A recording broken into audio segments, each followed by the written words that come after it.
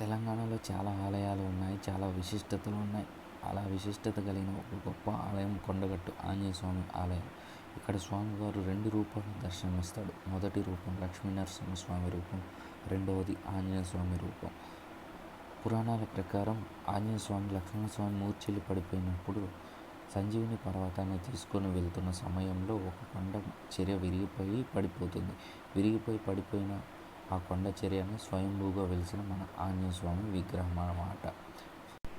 అలా స్వయంభూగా వెలిసిన మన ఆంజనేయ స్వామి సుమారు 500 ఏళ్ల క్రితం ఒక పశువుల కాపరి తన పశువుల్ని తీసుకొని ఈ కొండ ప్రాంతానికి అయితే వస్తాడు. వచ్చినప్పుడు తన మందలో ఒక ఆవు అయితే తప్పిపోతుంది. తప్పిపోయిన ఆవు కోసం వెతుకుతూ ఉండగా ఒక చెట్టు కింద సేద తీరుతాడు. సేద తీరే సమయంలో స్వామివారు తన కల్లో కనపడి ఒక చెట్టు పొదలో ఉన్నానని స్వామివారు చెప్పగా ఆ పశువుల కాపరి వెళ్ళి చూస్తాడు. చూసినమ్మటే స్వామివారు అలా కనిపించిన ఆ స్వామివారికి ఒక చిన్నపాటి ఆలయాన్ని అయితే కట్టిస్తారు.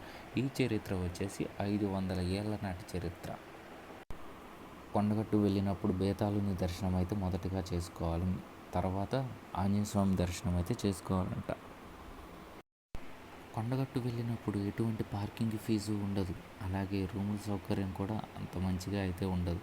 సో కొండ దిగిన తర్వాత మనకైతే రూమ్స్ అవైలబుల్గా ఉంటాయి.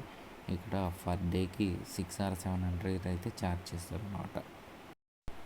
మీరు కూడా త్వరలోని కొండగట్టు ఆంజనేయ స్వామి ఆలయాన్ని దర్శించుకోవాలని మనస్ఫూర్తిగా కోరుకుంటున్నాను.